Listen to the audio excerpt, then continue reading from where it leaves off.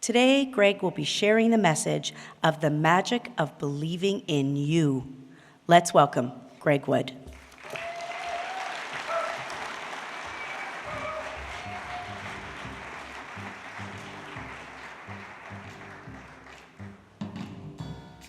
Let me take you back to where it all started for me. I was 12 years old in my parents' basement. I had just got my first magic kit. There was about 14 or 15 people sitting around on folding chairs eating triangle sandwiches. I stood in front of them and I showed them 1, 2, 3, 4, 5 playing cards. I then took one of those cards and I threw it away. I snapped my fingers. I still had 1, 2, 3, 4, 5 playing cards. The crowd was so impressed, they punched the air and yelled, "Amazing!"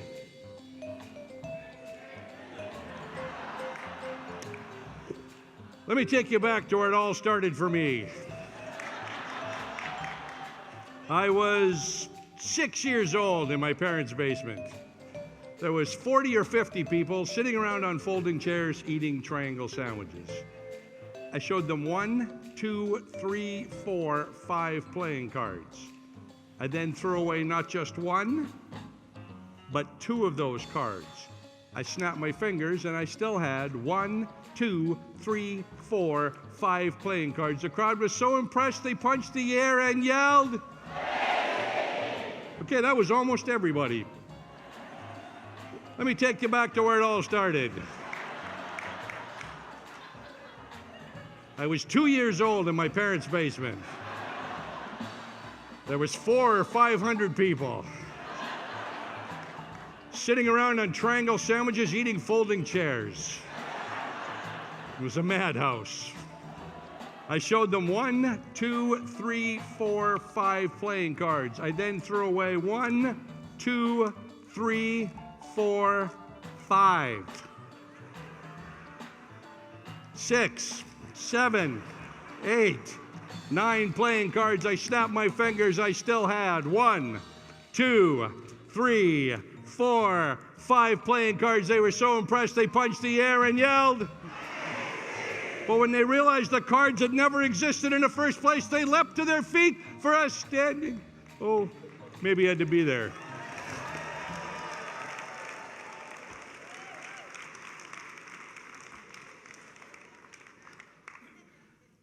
When that happened, I knew what I wanted to do for the rest of my life. I went to my mom and said, "Mom, when I grow up, I want to be a magician." She said, "I'm sorry, son, you'll have to decide. You can't do both."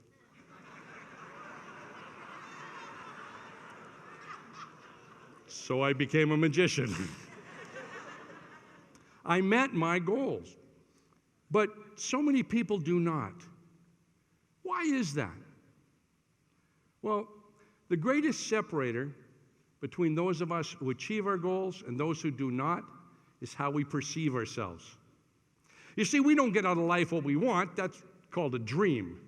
And the reason people believe that dreams don't come true is because what we do get out of life is directly proportional to the value judgments we make about ourselves. Let me demonstrate this with a $10 bill. What's that worth? Not many of you are sure. Good. What's that worth? Thank you. You could buy $10 worth of goods with it. But suppose I were to do this and give it a lower value. Make it worth less than $10, maybe make it worth, about $5. Then you can...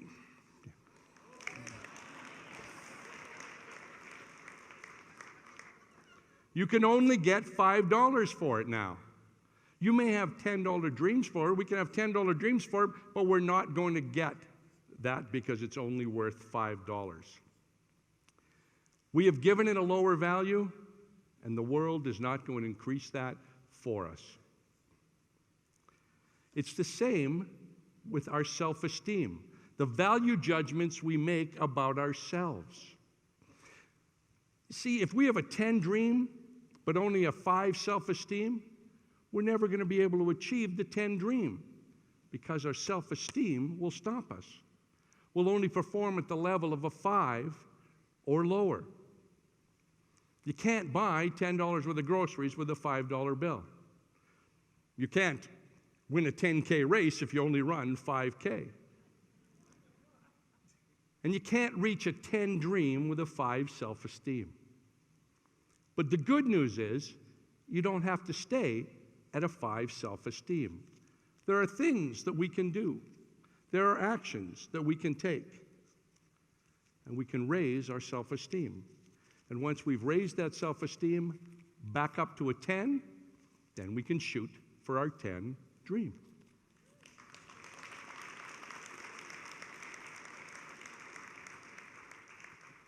The greatest limitations that we encounter when attempting to achieve our dreams are usually those we put on ourselves. Have you ever seen an invisible fence?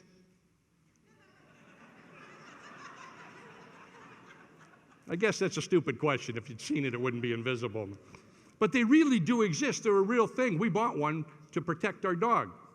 You bury a wire in the ground around your yard, and you run a small current through it. The dog wears a collar that reacts to that wire. As he gets closer, there's a little noise.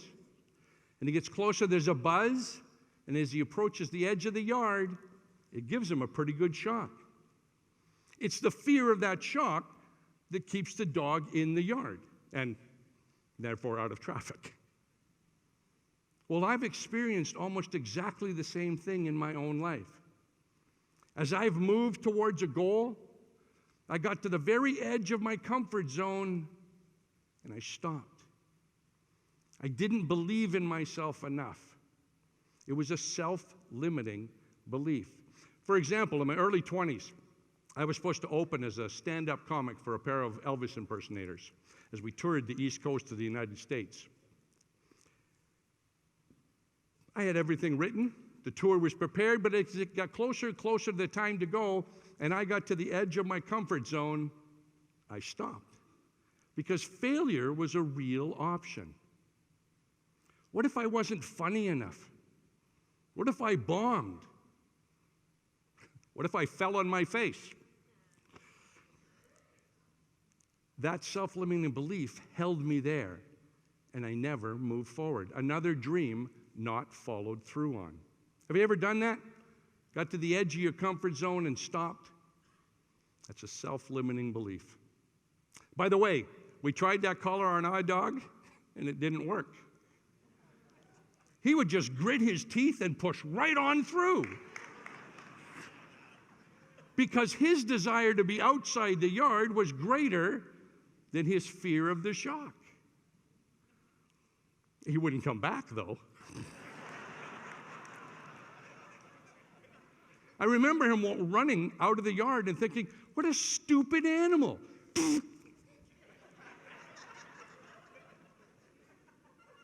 But as I look back on it years later, I realized I could have learned a really powerful lesson from that dog. There's all kinds of ways we could raise our self-esteem. There's a number of things we can do. A topic like this would fill an entire day, and it does in my full-day workshop.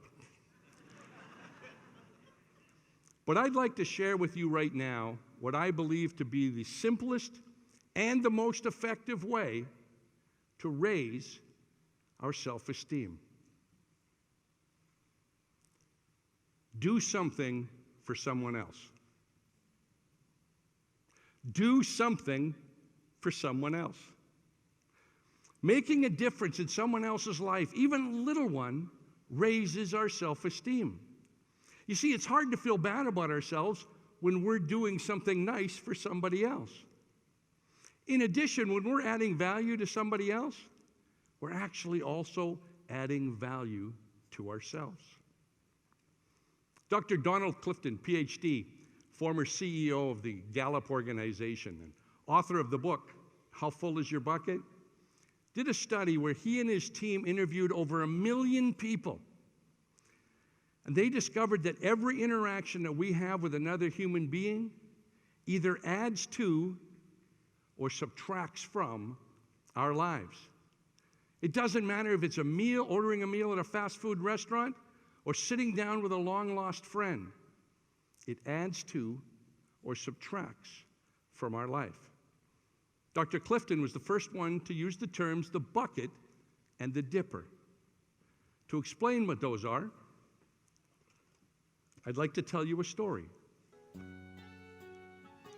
A story of a young boy who woke up one morning feeling pretty good about life. He could easily see all of the beauty in life. You could say that his bucket was full. You see, each one of us has an invisible bucket. I painted mine red so you could see it.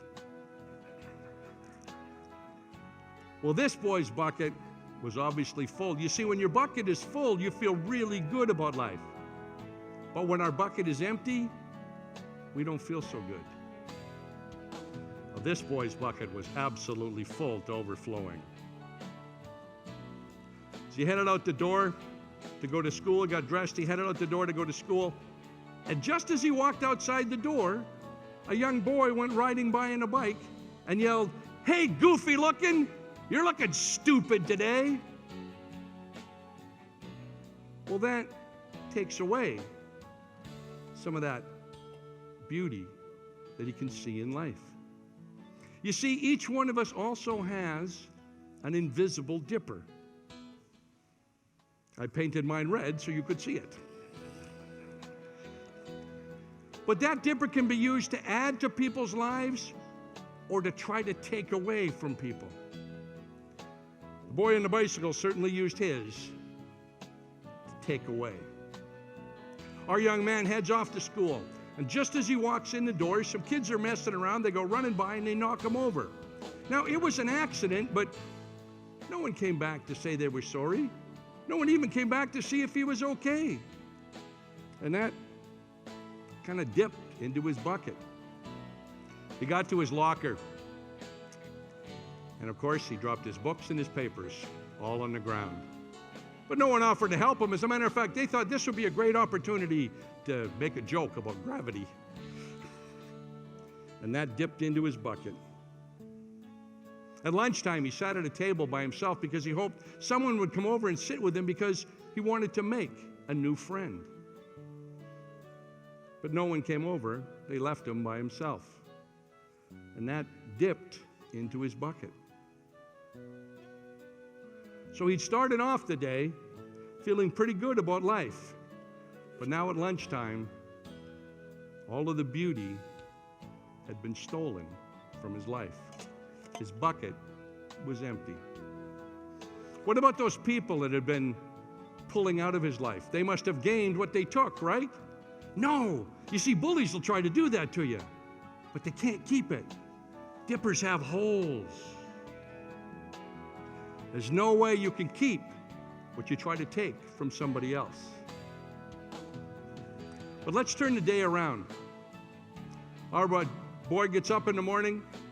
I don't even know how he's feeling this particular morning. But he gets dressed and he heads off for school.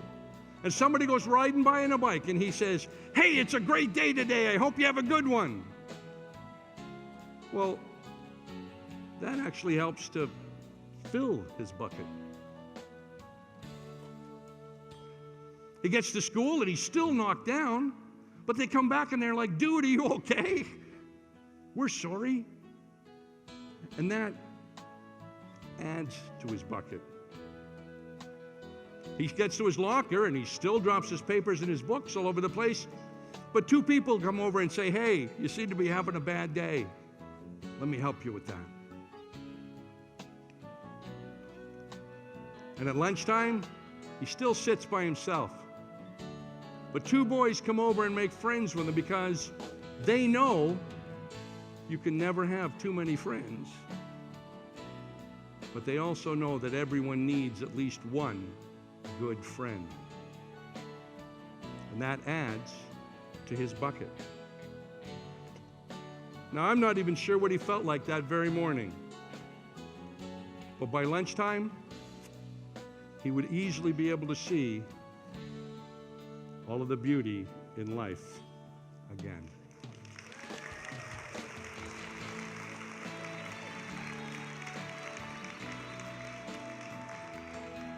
But what about those people who've been pouring into his life?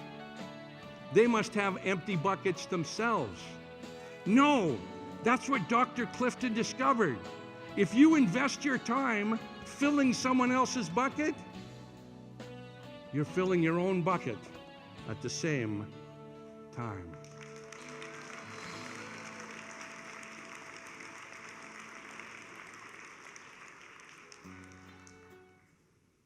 I wish I could sit down with each and every one of you and hear your story and encourage you in your unique journey.